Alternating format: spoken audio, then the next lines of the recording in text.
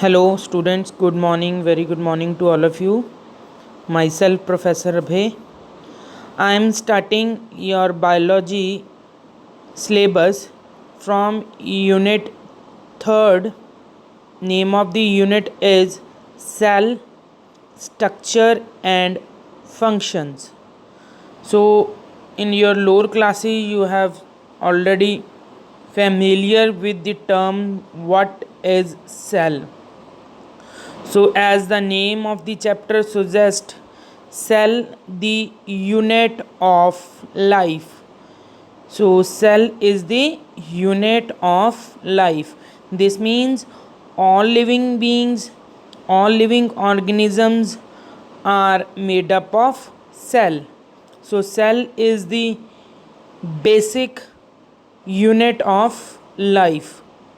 The cell in all organisms. So, if anybody or anything is without cell, this means its survival is not possible. So, we can say that thing or that particular substance is kind of non living. So, all living things are made up of cell. So, the basic unit of living organisms or life is a cell. So what is cell? I am starting.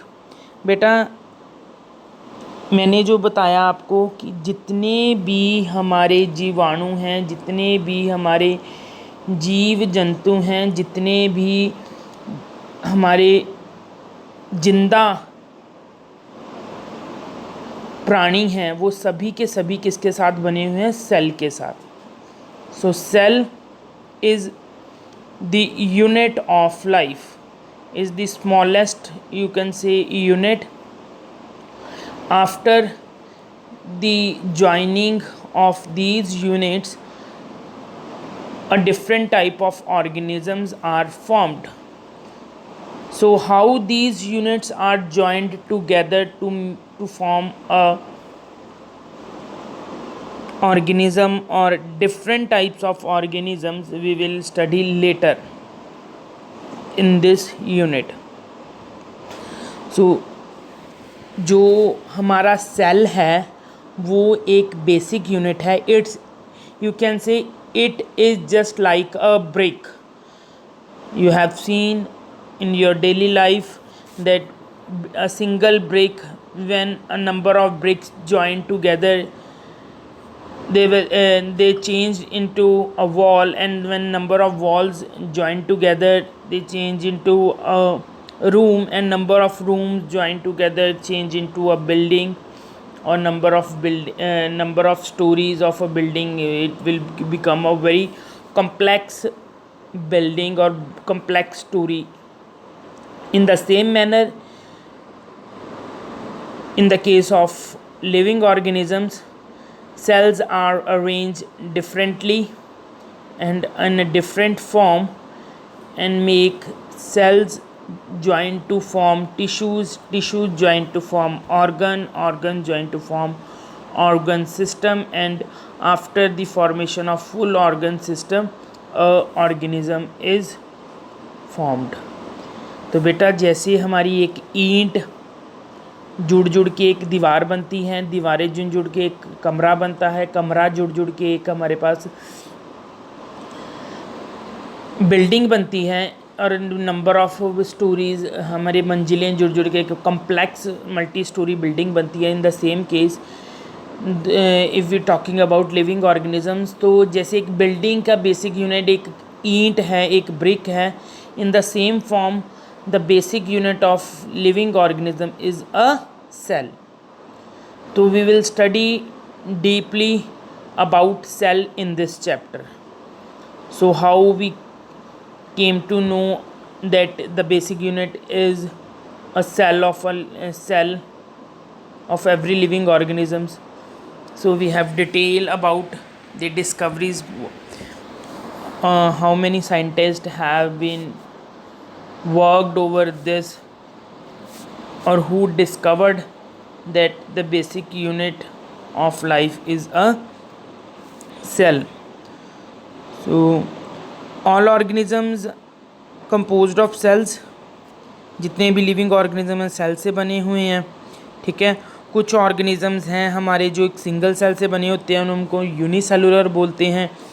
कुछ organisms होते हैं जिनमें बहुत सारे sales होते हैं, उनको हम मल्टी सेलुलर ऑर्गेनिज्म, जैसे कि हम ह्यूमन बीइंग में बहुत सारे सेल हैं, ठीक है। सेल जुड़ के टिश्यूज़ बने हुए हैं, टिश्यू जुड़ के हमारे पास ऑर्गन जुड़ के हमारे पास organ system, then a full organism. In the same way in the organism having number of cells we called it multicellular organisms. So what is cell? तो unicellular organisms are capable, उनकी बेटा अपनी independent existence होती है। क्यों? क्योंकि cell को हम आगे पढ़ेंगे, सेल क्या है? एक structural, it give structure to the organism, shape to the organism, shape तो देता ही दैट में it is also a functional unit. ये फंक्शन परफॉर्म करने भी हेल्प करता है। फंक्शन मीन्स अपना काम करने में। जैसे भी कोई भी आप with in a school you have seen कि कोई प्रिंसिपल सर अपना काम करते हैं, टीचर्स अपना करते हैं, पियोन अपना करते हैं, स्टूडेंट्स अपना करते हैं। तो हर किसी का ये जो काम करना है that is it is their function. In the same वे तो हर ऑर्गेनिज्म में जितने भी सेल होंगे सारे अपने काम करेंगे, ठीक है। उनको हम क्या बोलेंगे? इट इज़ देयर फंक्शन, वो उनका क्या है? फंक्शन। तो ये यूनिसेलुलर ऑर्गेनिज्म है जो एक सिंगल सेल से बने होते हैं बेटा, वो इंडिपेंडेंट उनकी एग्जिस्टेंस होती है, वो किसी पे निर्भर नहीं होते वो, और सिंगल सेल ही सारे काम करता है। जैसे हमारी बॉडी में क्या है, डाइजेशन का कोई और काम करता है, एक्सक्रीशन का कोई और करता है, ठीक है, विजुअलाइजिंग का कोई और, थिंकिंग का कोई और, अलग अलग सेल्स अलग अलग बॉडी पार्ट्स अलग अलग फंक्शन करते हैं। बट जो हमारी सिंगल सेल ऑर्गेनिज्म है उसमें एक सिंगल सेल ही सारे फंक्शन परफॉर्म करता है। क्लियर है? तो जिसके बीच में बेटा हमारे पास पूरा कंप्लीट सेल नहीं है तो वो हमारे पास क्या होगा, उसको वो हम उसको क्या कह सकते हैं, वो इंडिपेंडेंट नहीं है, वो सेल इंडिपेंडेंट नहीं है, वो किसी पे डिपेंडेंट होगा बाकी अपनी एक्टिविटीज़ के लिए। जो जिसमें पूरा का पूरा सेल प्रेजेंट है वो अपना इंडिपेंडेंट है, वो सारे फंक्शन अपने खुद करेगा, अपने सारे काम खुद करेगा।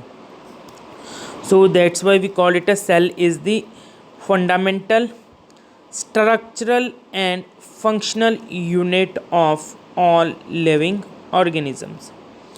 So it was a scientist Antoine Leeuwenhoek. Antoine Leeuwenhoek beta was the scientist who first saw and described a live cell, जिसने सबसे पहले सेल देखा था और उसने सेल के बारे में, एक जिंदा सेल के बारे में हमें बताया था। एंटोनी लोवेनहुक के बाद बेटा हमारे पास रॉबर्ट ब्राउन आया, जिसने न्यूक्लियस की डिस्कवरी की कि नई सेल के बीच में सेंटर में क्या प्रेजेंट होता है, न्यूक्लियस प्रेजेंट होता है, ठीक है। फिर बेटा उसके बाद हमारे पास माइक्रोस्कोप की डिस्कवरी हुई, इन्वेंशन हुई कि माइक्रोस्कोप क्या था, एक इंस्ट्रूमेंट था जिसको हम यूज़ करते हैं छोटी चीज़ों को बड़ा देखने के लिए। ये क्या करता है, स्मॉल थिंग्स को मैग्नीफाई कर देता है, इमेज को मैग्नीफाई करता है, जो छोटी चीज़ें हमें बड़ी करके दिखाई देती हैं। सो बेटा इसके ऊपर और ज़्यादा इम्प्रूवमेंट हुई तो हमारे पास क्या बन गया बच्चों, हमारे पास कौन सा माइक्रोस्कोप आया, दैट इज़ इलेक्ट्रॉन माइक्रोस्कोप, जिसके आने से हमारे पास पूरी की पूरी सेल की स्ट्रक्चर हमारे पास सामने आई। क्योंकि इसकी मैग्नीफाइंग पावर इतनी ज़्यादा है कि हम एक सेल के अंदर जितनी ऑर्गेनेलीज़ हैं, उसका न्यूक्लियोप्लाज्म है, साइटोप्लाज्म है, सारे का सारा हम स्टडी कर सकते हैं, देख सकते हैं। तो सबसे पहले एंटोनी वैन ल्यूवेनहुक ने हमें लाइव सेल के बारे में बताया, रॉबर्ट ने न्यूक्लियस की डिस्कवरी की, और इसके बाद हमारे पास क्या माइक्रोस्कोप के आगे इलेक्ट्रॉन माइक्रोस्कोप की इन्वेंशन हुई, और माइक्रोस्कोप की हेल्प से हमें क्या हुआ, हमें पूरे सेल के बारे में पता लगा कि सेल है क्या, सेल के बीच में कौन कौन सी स्ट्रक्चर्स प्रेजेंट होती हैं, सेल किसके साथ बना होता है। नेक्स्ट बेटा है सेल थ्योरी। सेल थ्योरी हमें बेटा किसने दी थी, हमारे पास कैल्डन और सेक्वन थे जिन्होंने सेल थ्योरी को फॉर्मुलेट किया था, बट आगे रुडोल्फ विर्चॉफ ने इसको एक्सप्लेन किया सेल थ्योरी को, और हमारी जो सेल थ्योरी थी मॉडिफाई हुई, और उसके बाद हमें पास जो स्केल्डन और सेकवन की जो फॉर्मुलेटेड सेल थ्योरी थी उसको किसने मॉडिफाई किया आगे हमारे पास, रुडोल्फ विर्चॉफ ने। ठीक है, और हमारे पास फाइनल सेल थ्योरी आई थी। सेल थ्योरी के हमारे पास 2 पोस्टुलेट्स हैं, वो हम पढ़ेंगे।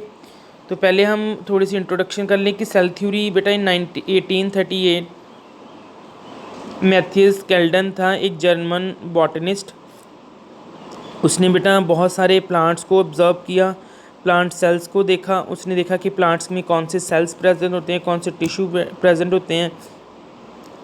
बेटा उसी टाइम पे एक हमारा दूसरा साइंटिस्ट था थ्योडोर सेक्वन, 1839 में, पूरे 1 साल बाद। ये ब्रिटिश जूलॉजिस्ट था। इसने क्या किया, अलग अलग एनिमल सेल्स को स्टडी किया। मिथेस स्केल्डन ने हमारे पास प्लांट सेल को किया था, और थ्योडोर सेक्वन ने एनिमल सेल्स को स्टडी किया। दोनों की स्टडी करने के बाद जो हमारे पास सेक्वन था उसने क्या बताया था कि जो इनकी सेल के बाहर एक पतली सी आउटर लेयर होती है, ठीक है, जिसको हम क्या बोलते हैं, प्लाज्मा मेम्ब्रेन। क्या बोलते हैं, प्लाज्मा मेम्ब्रेन। ठीक है, और बेटा उसने अपनी स्टडी से ये भी कंक्लूड किया कि जो प्लांट सेल्स हैं उसके बीच में सेल वॉल प्रेजेंट होती है, और एनिमल सेल में सेल वॉल प्रेजेंट नहीं होती। ठीक है, प्लाज्मा मेम्ब्रेन तो दोनों सेल में होती है, प्लांट सेल में एनिमल सेल में, बट प्लांट सेल के बीच एक डिफरेंशिएटिव फैक्टर है जो इसको डिफरेंशिएट करता है एनिमल सेल से, कि प्लांट सेल के बिल्कुल आउटर साइड पे क्या होती है, सेल वॉल प्रेजेंट होती है। क्लियर है। तो फिर बेटा इन दोनों ने अपने दोनों स्केल्डन और सेक्वन ने अपने दोनों को अपनी डिस्कवरीज़ को फॉर्मुलेट करके हमें सेल थ्योरी दी, और सेल थ्योरी देने पे बेटा उन्होंने इसमें सेल थ्योरी जो उन्होंने दी, उन्होंने ये नहीं बताया कि नए सेल कहाँ से बनते हैं। ये तो बता दिया कि सेल के बीच में प्लांट सेल में सेल वॉल होती है, एनिमल सेल में नहीं होती। पूरी सेल को स्टडी कर लिया उन्होंने, सेल थ्योरी दे दी, बट ये बताया नहीं कि नया सेल कहाँ से आएगा। तो उसको बेटा मॉडिफाई किया आगे हमारे कौन से साइंटिस्ट ने, रुडोल्फ विर्चॉफ ने 1855 में।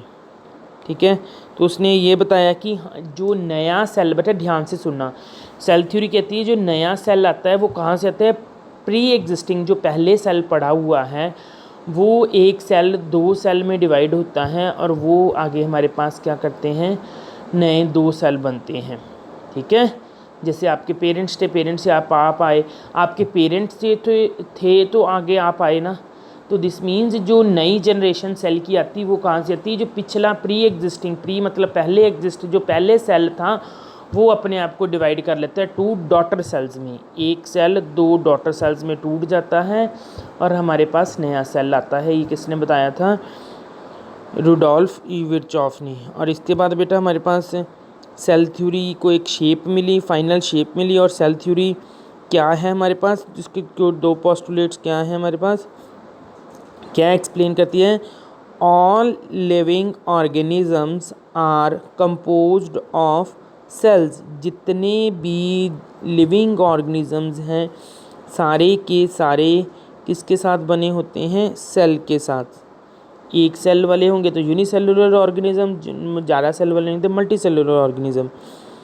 एंड प्रोडक्ट्स ऑफ सेल्स, और उसके जो जितना भी सेल बना होगा वो किसके साथ बना होगा, सेल के प्रोडक्ट्स के साथ। उसके बीच में कुछ प्रोटीन सिंथेसिस, लिपिड सिंथेसिस, कुछ ना कुछ बना होगा जिसके साथ हमारा नया सेल बनेगा। All cells arise from pre existing cell, ये जिसने मॉडिफाई किया था विर्चॉफ ने, कि जो नए सेल आएंगे वो पिछला सेल अपने आप को डिवाइड करेगा 2 डॉटर सेल्स में, हमारे पास नए सेल आएंगे। अगले फिर 2 करके, 1 से 2, 2 से 4, 4 से 8, in the same manner cell divide होते रहेंगे तो नए नए सेल्स आते रहेंगे। This is all about the today's lecture, cell the unit of life. In next lecture we will do an overview of cells, different types of cells. Goodbye students.